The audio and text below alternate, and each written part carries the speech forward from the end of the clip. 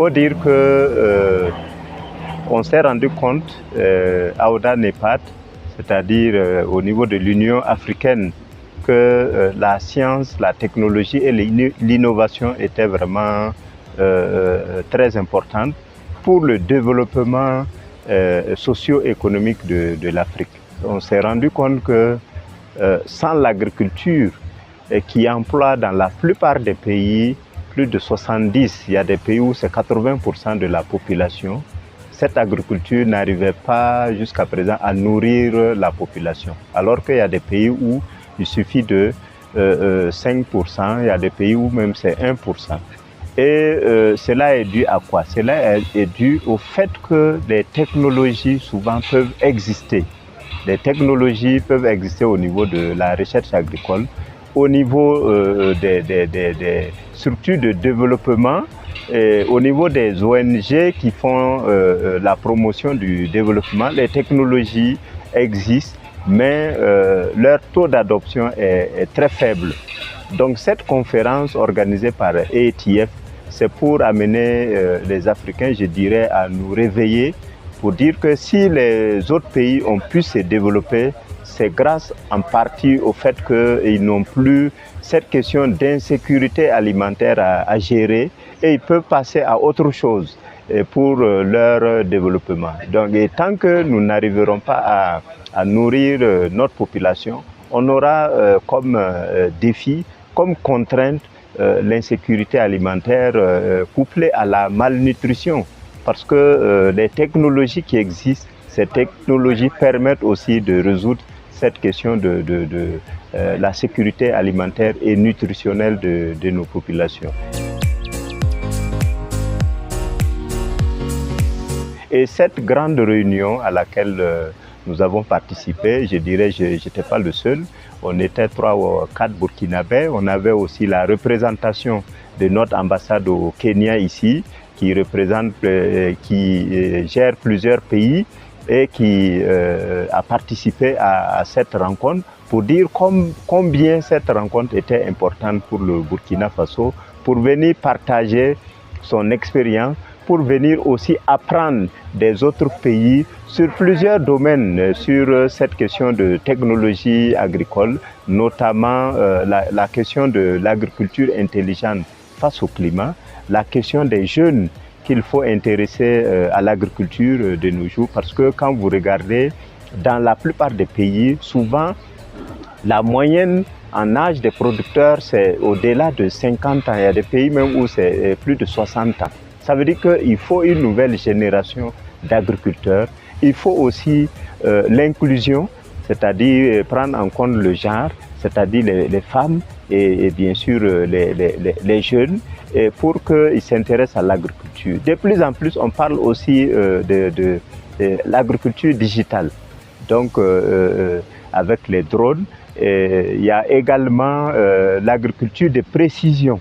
C'est-à-dire que vous avez de nos jours des gens qui peuvent rester dans des bureaux avec juste un ordinateur et ils peuvent décider d'appuyer un bouton pour que une dose de fertilisation soit appliquée à tel niveau d'une parcelle, ou que une parcelle, parce qu'on a vu que il y a les dégâts des insectes, des maladies, qu'on puisse envoyer un drone pour pulvériser, pour aller traiter. Donc il y a ces questions-là qui ont été discutées.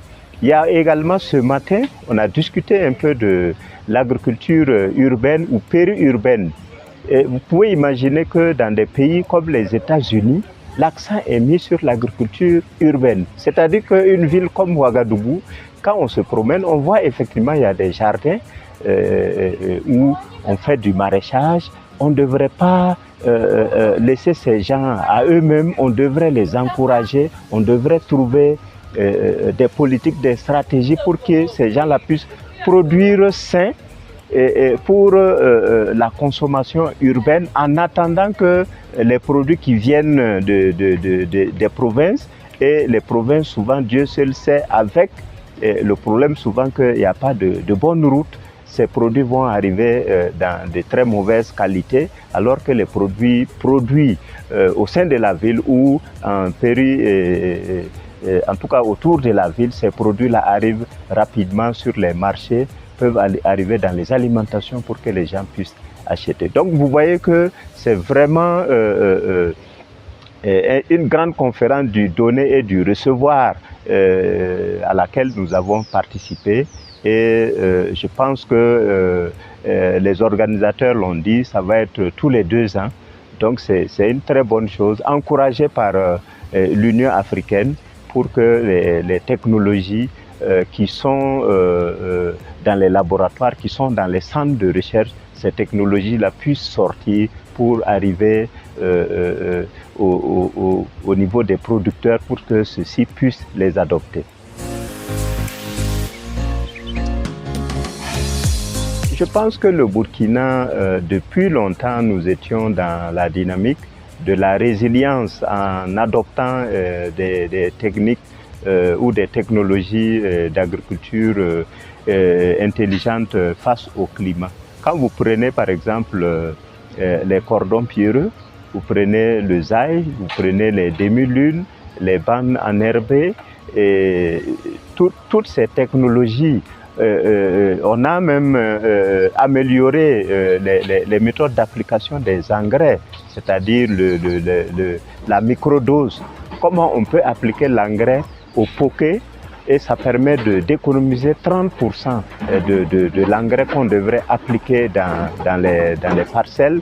Tout ça, c'est des techniques ou des technologies intelligentes, d'agriculture intelligente face au climat. Il y a aussi autour des villes, je l'avais dit, la maraîchiculture, ça permet aussi de créer de l'emploi pour les femmes, pour les jeunes, mais également d'avoir des aliments surtout nutritifs pour les populations. Et le Burkina, je dirais, nous sommes résilients parce que quand vous voyez la situation sécuritaire avec les déplacements, les personnes déplacées internes qui se sont retrouvées dans les grandes villes, il faut trouver le moyen pour occuper ceci, même si c'est sur de petits lopins de terre, que ces personnes-là puissent utiliser certaines technologies qui existent et qui peuvent leur permettre de produire sur de petites superficies. Et c'est ça la résilience. Ça leur permet en tout cas de ne pas attendre que l'aide alimentaire, l'aide du gouvernement pour pouvoir trouver des solutions à leur alimentation.